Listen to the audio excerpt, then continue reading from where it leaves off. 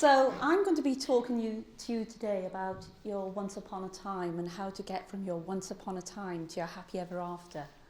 And I've also put a little strapline in there, from generational curses to generational blessings. Wow, sounds quite scary, doesn't it?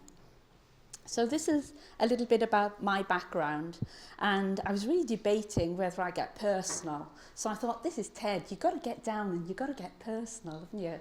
So my story is that from a very young child, I was bullied, along with my sister, by my father. She was 4 years older than me, and so up until the age I was 7, I had a stammer. So I was just so terrified, I couldn't get the words out to tell anybody what was happening. It took a while for my sister to find the words to tell people what was happening. And so, as I say, from the age of 7, I had a stammer. And so just recently, I underwent another major trauma, and I developed a lisp. So in the last 6 months, I've developed a lisp. So it's been really interesting doing this event today, because I was thinking, what's going to turn up today? Yeah. So I woke up this morning and I had an ulcer on my tongue. And I thought to myself, universe, if that's all you've got to throw at me today, I can do this, yeah? Can I do this? Yes, I can, yeah? So it is about, how do we get over these generational cursings and turn them into generational blessings? Because the research that I've done over the years based on child development is already award-winning. So for me now, my legacy is, how many people can I work with to help them overcome their childhood traumas and change that once upon a time into a happy ever after in their lives? When you start thinking of your own once upon a time, I'd like you to do that. Ask yourself the question, what's my once upon a time? What was that all about? What is it all about? And then you realise you're contextualising your start in life. What was that story? What is your once upon a time? And then if you were to think of your own happy ever after, what would that be if you had to choose to win as opposed to choose to lose? What is your happy ever after? So you weren't in charge of your once upon a time, but you're certainly in charge of your happy ever after. That's your responsibility. So what would you love to make it? So from our conception, we were hardwiring our brain, our thinking patterns. So that's quite scary, isn't it? We were developing these ways of operating so that we could cope with our outside world. Yeah, it wasn't all fluffy, was it all? It wasn't all good, was it? We're not all, have that heart, that amazing heart where everything's organised. For a lot of people, it's dysfunction, it's junk, it's a load of crap going on in there, yeah? So it is about this hardwiring and how much you understand it. You might have had a happy upbringing, you might have had trauma, but all of this will inform the developing brain.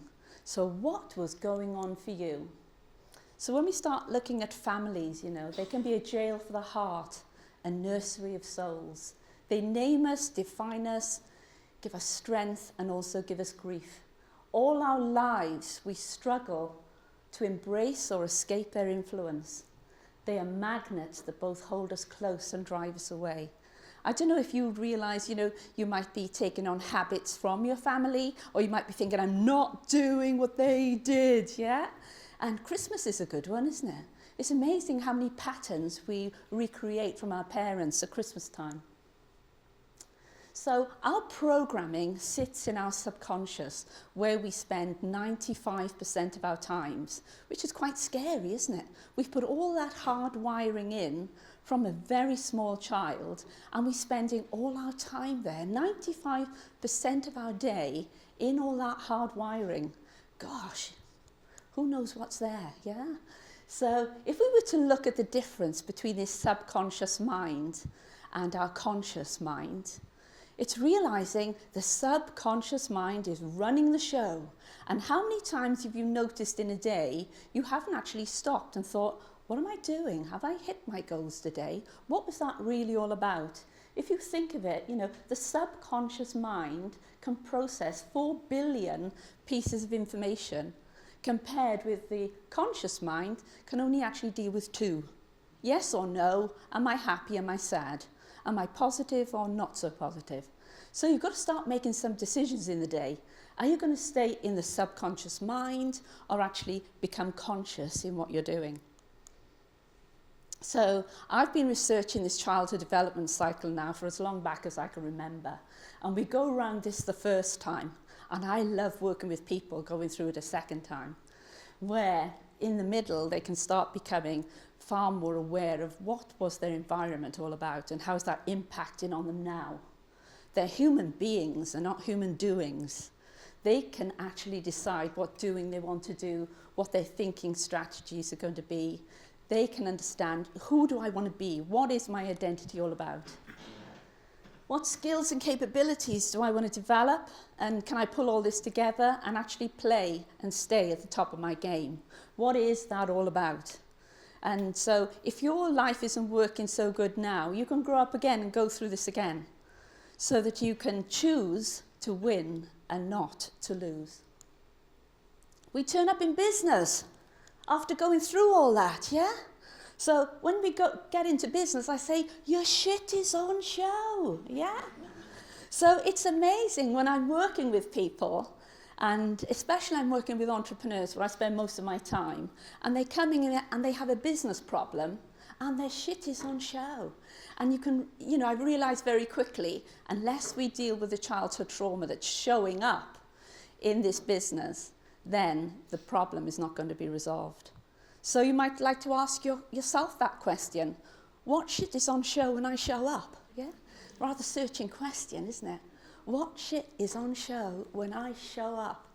So it's recognizing, okay, we cannot solve our problems with the same level of thinking that we created them. So if you started thinking about yourself as this developing child, developing this hardwiring, ways of coping with things, perhaps as an adult, those decisions you made weren't so smart now to use as an adult.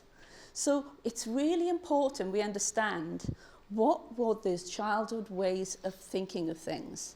What were they? And here's some thoughts you might like to ponder on. So here are some things you might like to think about. Are you friends with your hardwiring?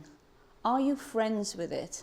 Are you aware what's lurking there under the depths? When you get stressed, what pops out? So how happy are you with it? Can you drive change in your life, or do you get stuck on one of those aspects of that childhood development cycle? Is this something that holds you back? Is it that perhaps you don't look after yourself from that being stage when you should have been nurtured really well as a child? Do you get stuck there and get sick? And then when it comes to doing, you're not really performing at your best because you can't really nurture yourself. What aspect of change can you not deal with very well?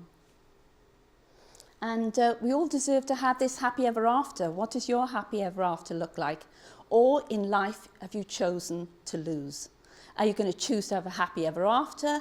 And if it's 2020 vision, what does your happy ever after look like in 2020? If you look back at your year in 2021, will you have had a happy ever after year?